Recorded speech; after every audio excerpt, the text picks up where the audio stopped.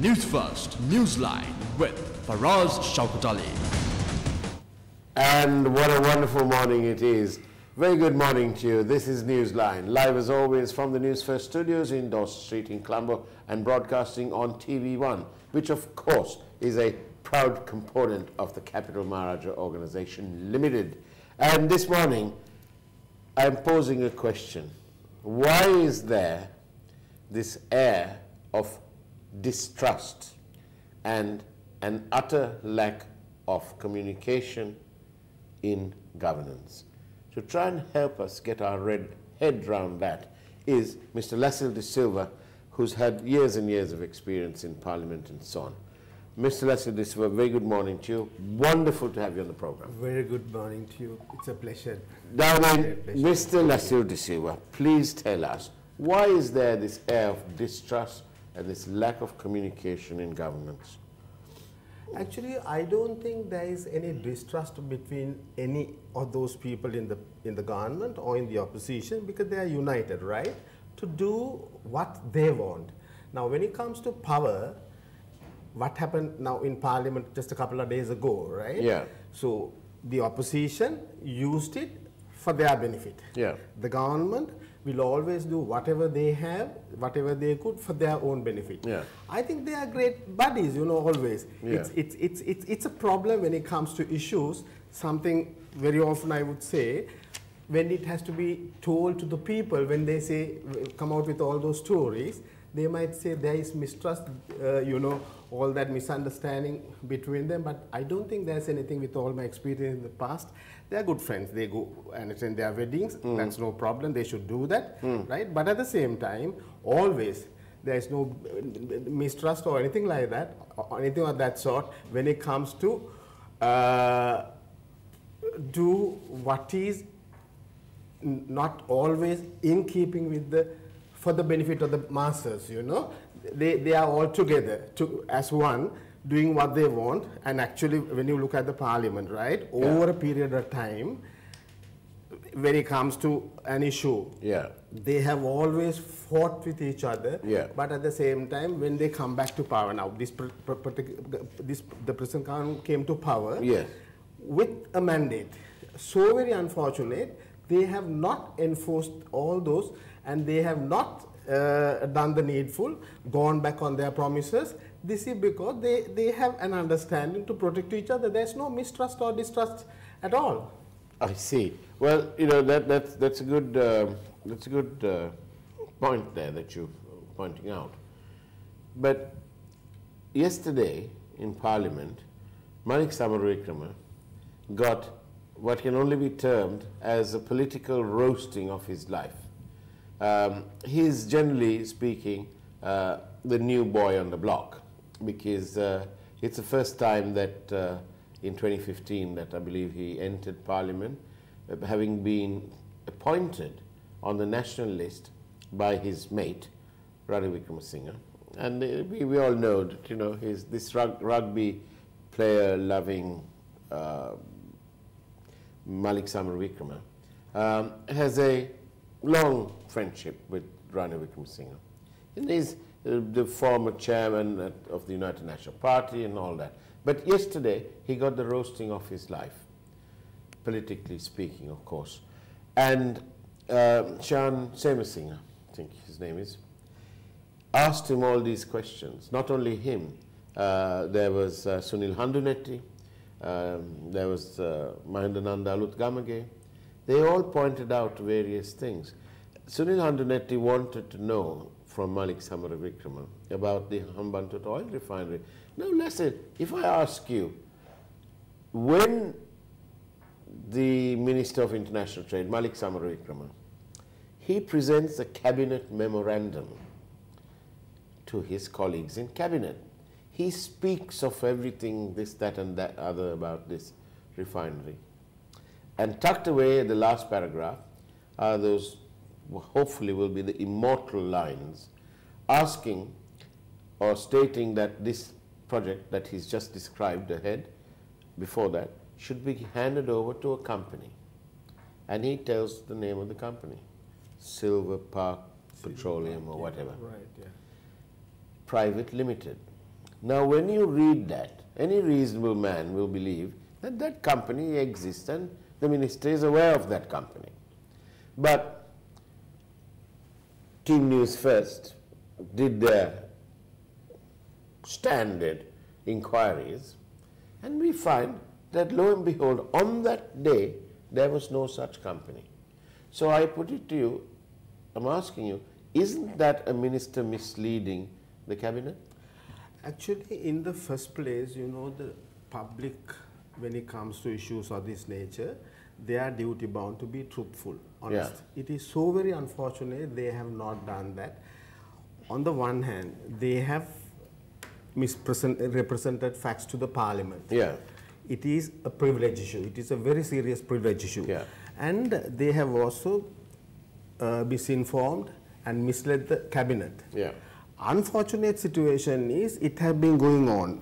If you could remember, like what they mentioned in the during the course of the debate yesterday, yeah. they spoke about Volkswagen issue. Yeah. Right, there have been number of issues where they have definitely wasted government time, parliament, whatever precious time, and they have misinformed parliament. It is not possible, it has to be dealt with. Now the biggest problem is they continue every day, day after day, you know, doing everything actually against the rules, regulations, all that. Right. Now, how can they go on this basis? Because they are... But what's the legality of approving, you're approving something for somebody who doesn't exist? No, this is what I'm trying to say. You know, all these people, especially now see, if you talk about the Prime Minister, right? They are good buddies. Yeah. Now, when it comes to issues, if they can do all that together, yeah. right? After all, how can the head of the, now, in terms of the 19th Amendment, yeah. Prime Minister has more powers, unlike those days, because they have given more powers to the Prime Minister. Yeah. So it is the duty of the Prime Minister to come in between and say that you should not mislead Parliament. There have been instances that he had said that. Yeah.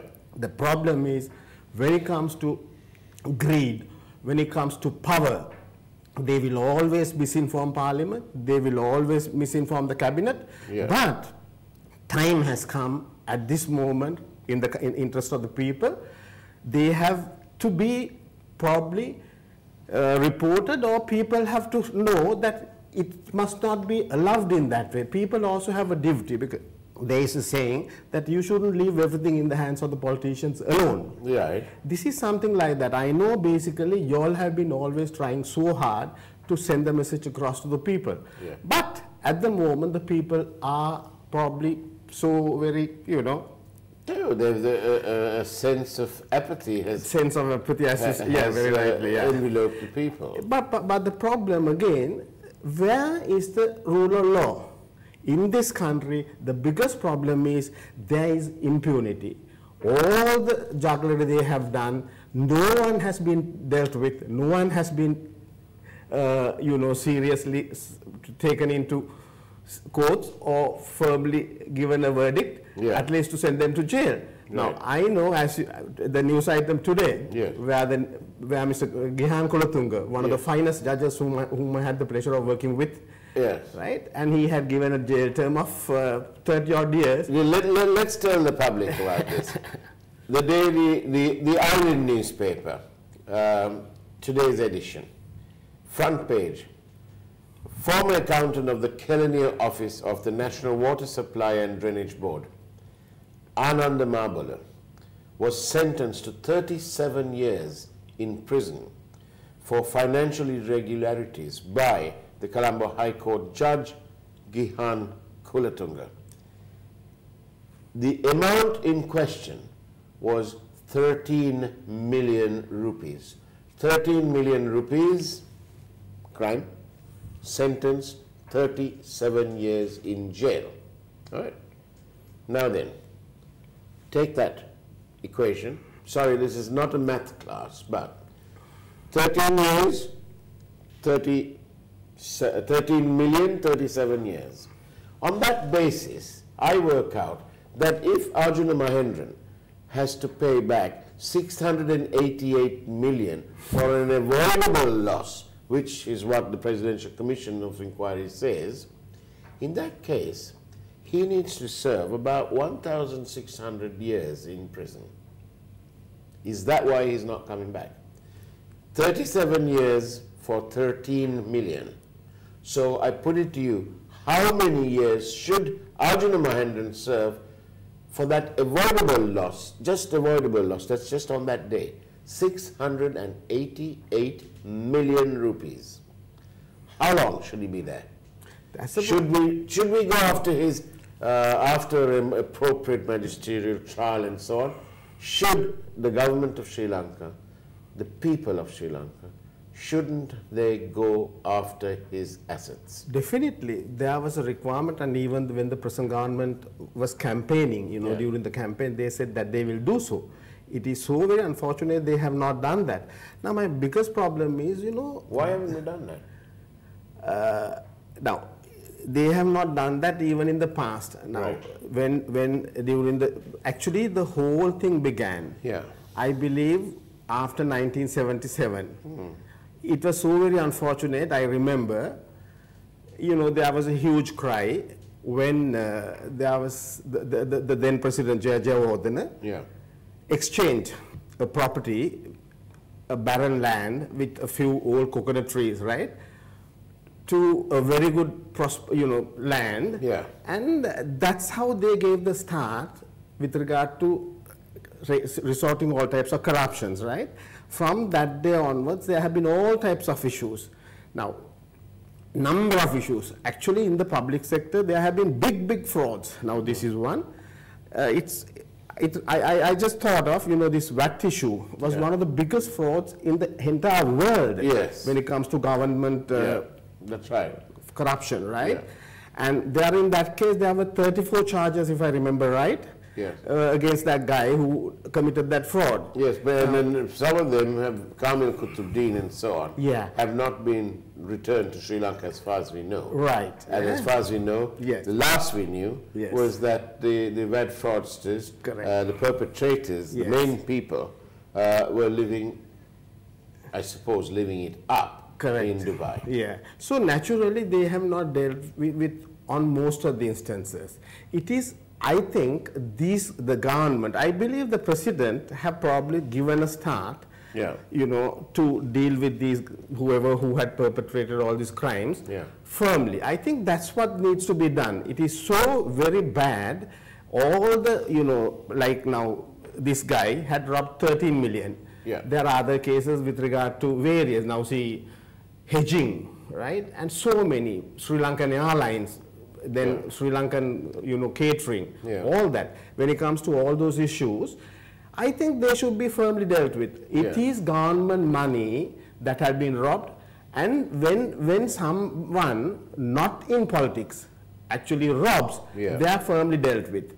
Time has come to deal with the politicians too, because it is the politicians, I believe, from the time the master, you know, it was actually Jayawardana's period, they started.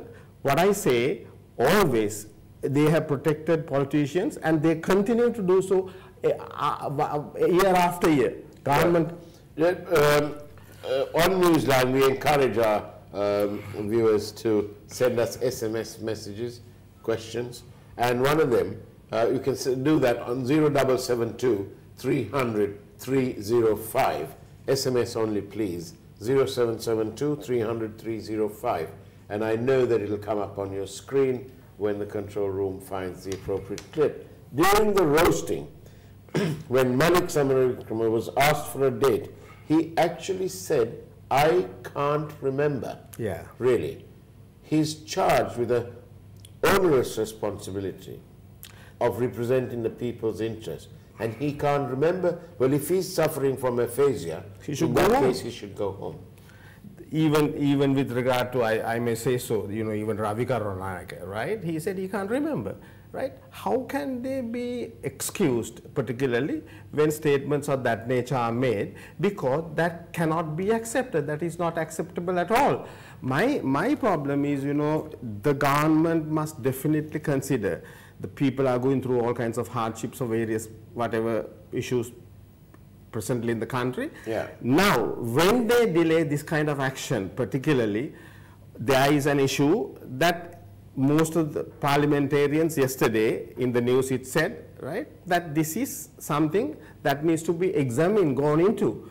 Unfortunate situation is Prime Minister probably protects all of them, and even the powers. But isn't it marvelous that the message about the bond scam and all sorts of scams, well, I don't know, I want to withdraw that scam bit, and let me say that the Bond Gate affair, because it has so many arms, rather like an octopus, right? Now then, it's wonderful to note that people are sitting up and taking notice.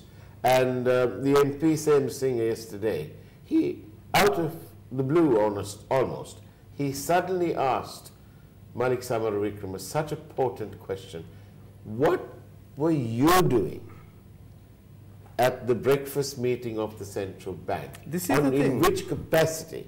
Because you're not a minister, you're not an MP, you were the chairman of the United National Party. And he said, oh, I went there. On the instruction of the Prime Minister? Well, he said he was the advisor to the Prime Minister, and that was why he went. But why did you go there? And he said, well, we went, he said, Honorable Kabir Hashim went with him, with others, to the central bank because they wanted to check what was happening to the money to pay the contractors. Honestly, what do you mean? They're not going shopping. They're not going down to the old supermarket or the petty kade, are they? They're going, it must be the first time that ministers physically went there to check physically where the money is. What were they going to do? Wheel it on a trolley? And take it to the Treasury. And take it to the Treasury. Oh, come on, come on. No, they were there. They were absolutely there because they wanted to ensure that they were going to get their pound of flesh after being out of office for several years. And they embarked on this absolute blessed fraud. That's what happened. Yeah, correct. Right? But what I'm saying is, Mr. Singh picked that information up.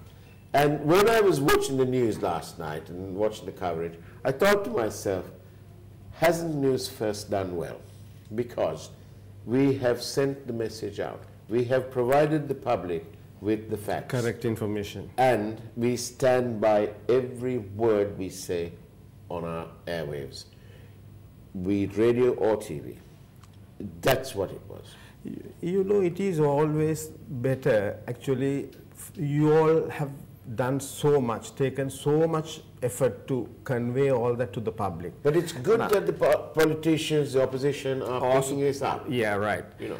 But the problem is, government does not seem to be bothered about all that. They continue. They just go on. Yes, because they just turn it into a joke. Yeah, but I think we should speed up, in the sense we must do it more and more, actually keep the people going, and probably the people also must come out now. It's about the best time, because you just can't allow this to happen. There is fraud everywhere, the corruption goes on and it becomes cancerous.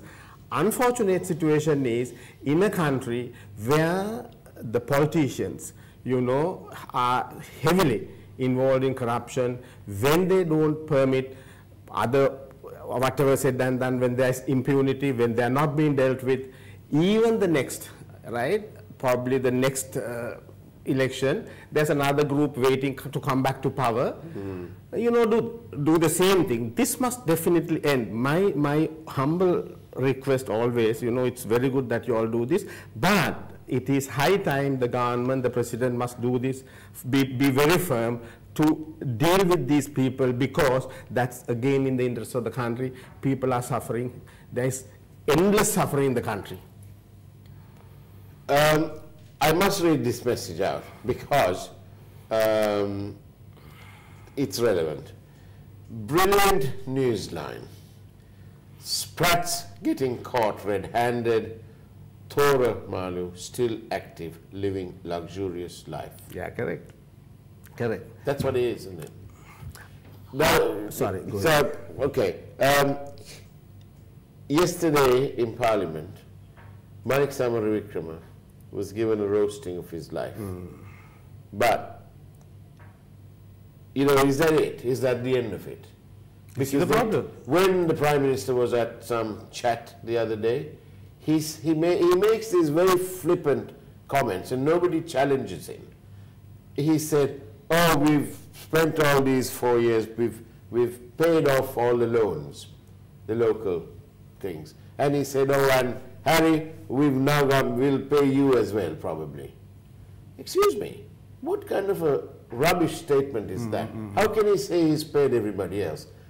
What about the people who owe the compensation for the owners of the shareholders of the Colombo Hilton, for example? And the other matters that had been Kosgama and various that's other right, places. you know, the appropriation act, whatever that was. What nonsense is he talking about? And can I ask you this? You worked in Parliament for many years. Do you think that these parliamentarians, do they think that the people out there who had actually voted them in, most of them, apart from people like Malik, who just appointed there, do you think that they have a real belief that the people are deaf, blind and stupid, or any combination of those? Probably in their, I think they want the people to be deaf and blind, basically. Now, on the other hand, unfortunate situation is we have elected people because they gave a lot of promises, right? The people are so very innocent, they have to vote the kind of people who they have been, whatever, in the nomination list. Now, the parliamentarians have a duty, they say, you know, for the people, for the benefit of the people. By the people, for the people. Yeah, right. Now, what happens, they have forgotten all that part. Actually, they are doing everything possible to look after themselves. All the time, what they have been doing, they have been doing everything possible to get the maximum because they want to be re-elected even for the next elections, right?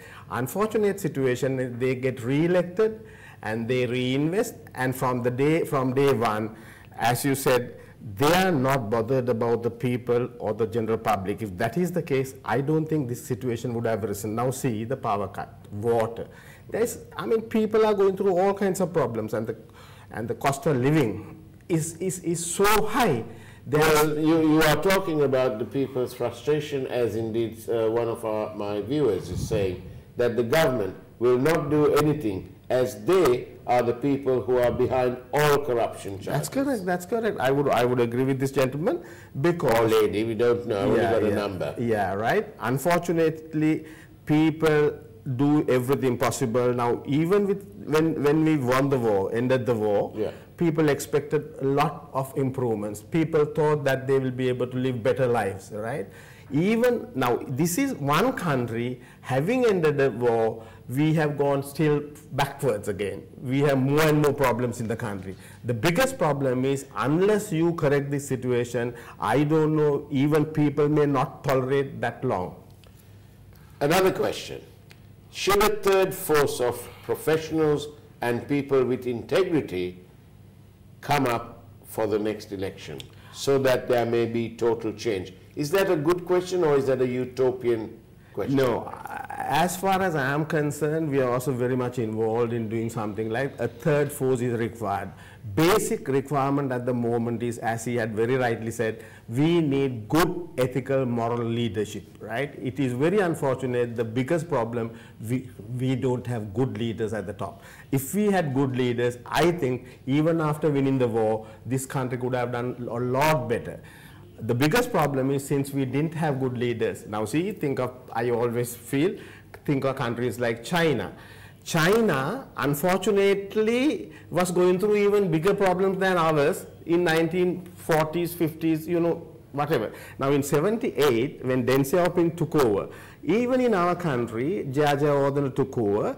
Now, Jia Jayawardeneh wanted power, and he said, give me 2/3 and strong parliament so that I will be able to take decisions irrespective of the thinking of Parliament. Yeah. Now, he said he will not be accountable to Parliament. This was a good chap. He opened up the economy and all that, and he had this huge majority. But even he indulged in introducing new laws to ensure that Mrs. Bandaranaike lost her civic rights. Yeah. Sorry, dear Dickie, but that's what No, he did. that was to eliminate his opposition. Well, that's what it is. It's all revenge-based democracy. I know what is needed. Now, if JR could have taken the country forward, right? Yeah. Now, see, the biggest problem was, unfortunately, when Deng Xiaoping started opening up the economy in 1978, we did the same thing here, right? But where are we today and where is China today? Yes. So the problem is we didn't have good leaders. The Jaya Jayawardena is the root cause of all the problems today, because Ranil Wickremesinghe was doing the same thing, and we got to be extremely cautious. He will, I think, create more and more problems the way things are. I could see. Is he? What are you saying about dear Ranil then? Is he the great maneuverer? He is a very sharp maneuverer, and I don't think he has anything in the interest of the country, though he pretends that he's the best democrat according to him. Yeah. I do not think he will do anything in the interest of the country, because he is also following the same steps to strengthen his own party and remain in power. Again, he did say that at the St. Thomas match. He said, I want power. Well, yes, he said that last year. He said the main aim is to stay in power. What for? I mean, we What do. for? That's a good question. The three-wheel man in front of the nearby hotel here, he said, well, you know, he's not corrupt because he ain't got children. And why would he be corrupt? So why would he be corrupt? He may be corrupt for very many other reasons, basically, because because he doesn't have children, that does not mean, you know, he could be a good man. Yeah. There may be having children or not is a different matter. Yeah, right. See, my problem is they are corrupt because they are greedy for power. They are greedy for power because, you know, they want power, and power they will get at any cost by resorting to all kinds of corruption, robbing government money. That was the thing what had happened over the years for the last couple of decades. What is his unhealthy desire to protect his friends like Malik, like Arjuna Mahendran, like Akila, like Sagala? What is his gain? What is his pain? No, because this is a bond where they protect the Prime Minister and the Prime Minister protects them. Oh, so it's like the UNP committee. Yeah. The working committee. Yeah, they protect each other at the cost of the masses. At the cost of the masses. And they're not all UNP masses. Yeah. They're everybody. Everybody is suffering in the end. Right. Now, it says here that we all desperately need a new, fearless, tough, brave new leadership to eradicate this beautiful mafia-infested Sri Lanka. Definitely, we need a good leader, a strong leader, actually, who will definitely respect democracy, because these people, I don't think they are democratic leaders, right? You have to be firm, you have to be fair. Unfortunate situation is, although they say all that, in real practice, you don't see all that. So what we really need, a good leader, good ethical leader who feels for the country, who loves the country, who loves the people.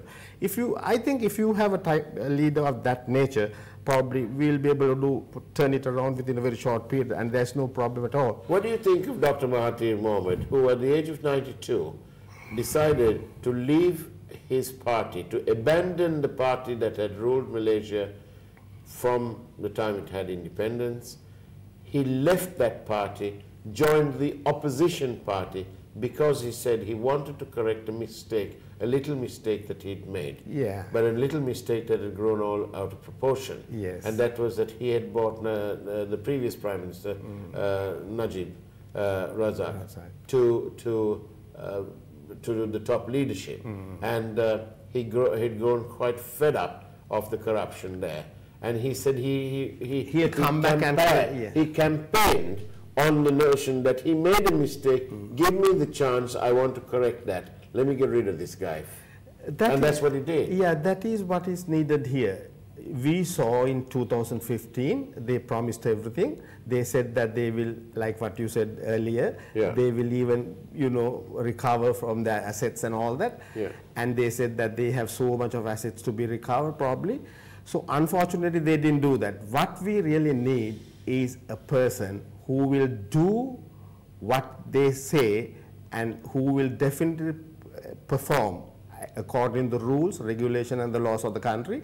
And Do we have such a person? yeah, we have such good people in this country. Unfortunately, they have not been brought to limelight. And do you think people like that will get put off by claims that ministers or top officials are requesting commissions as much as 40% spread over 3 or 4 years? Yeah, now see, we saw... Do you think outstanding young men and women will want to enter the field of politics? Now, you know, Trump had recently said good men won't come in to do politics, right? Yeah. But fortunately, in this country, people are sick of all that. Even in our case, we are building up a good team because we know, having seen, now even in my case, I saw how much corruption that has taken place in this country. But we really need a good leadership, honest leadership, who will feel for the country. Yes, but why are the foreign missions in this country who were quick off the mark during the war to, you know, like that, they'd issue statements, just like that. Yeah? No, but why are they being silent? Were they all truth to the Parliament during the 19th Amendment problem? Yeah, you know, there is so much of manipulations. I don't want to blame any of these foreign missions, but I know. I do. I personally want. Yeah, but at the same time, it is all because Ranil Wickremesinghe, let me say it that way without calling him the Prime Minister, right, Yeah. had misinformed, and probably they know what's happening, the truth. Unfortunate situation is, I mean, the embassies or may have been gullible at that moment, but they will realize the truth. I believe whatever said and done, we in Asia, we have to come forward, come together, even including Australia, China, Japan, you know, New Zealand, all those countries, right? Probably this is our period, this is our time. If we have good leadership in this country, probably we'll be able to build up very good relations with the people in our area, right? Yeah. And probably we'll be able to do a lot better. I have a feeling, I'm positive that there'll be definitely a better change.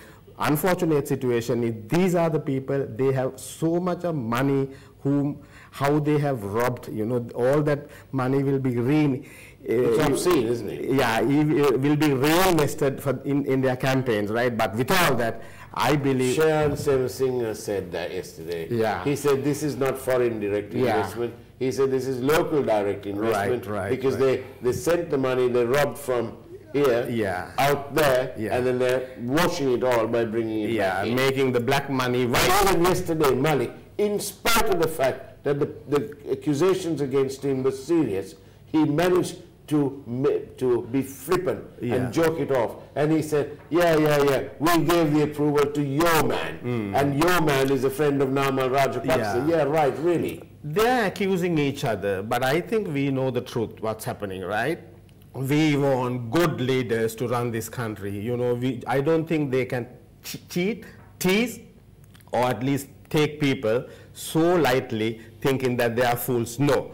There are youngsters who feel for the country, and I believe they are sick of all the people who have reigned this country, who have ruled this country for the last several decades. What is more important at this moment? Let's build up all that for the benefit of the people. It is time. People have suffered enough, and I think people should be given a chance. What I always think is, after winning the war, it could have been done, it was not done, so probably, you know, few years later, 10 years later or 11 years later, probably we'll be able to start from that and make this country a prosperous place. There's no problem about it at all.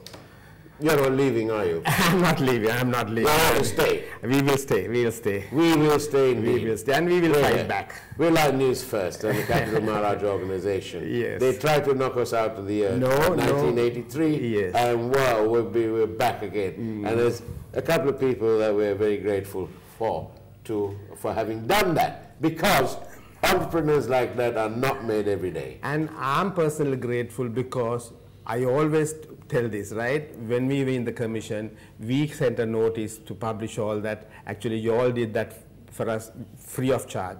So you are doing such a marvelous job. When we highlighted this. Yeah, such a marvelous job. And we did our part, and you are doing our part. We were not considered, right? All of us, I believe, one day, with the help of the gods up above, I think this country will come onto the track, and I believe it's firmly, it will be done. There's no two words about it. It will definitely be done. Whether it is Malik, Ranil Wickremesinghe or Ravi Karuණානායක, none of them will have a chance because or Mahinda Rajapaksa for that, but I'm sorry, right? So none of them will have a chance.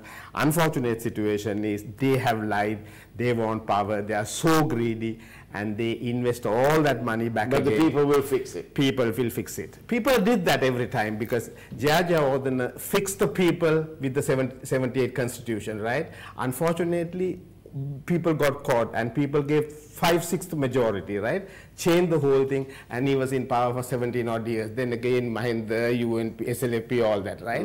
Now people have. But we'll be here. We're not going nowhere. No, we're not going. We will die. We will. We will be here to the end. Yeah, right. Whenever the end is. Right. Lasidi Siva, immensely wonderful. Thank you very much. Thanks. Well, it's a pleasure being with you. Thank you. I do hope that the diplomatic community has been listening to this. I think they should listen and they will understand the We'll truth. send them all clips this morning. Yeah. Well, there you are. MCR, thank you very much for putting up with us. That's the way it was on Newsline.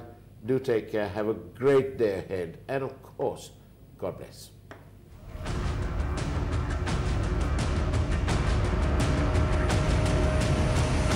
Newsfirst, Newsline with Faraz Shaukat Ali.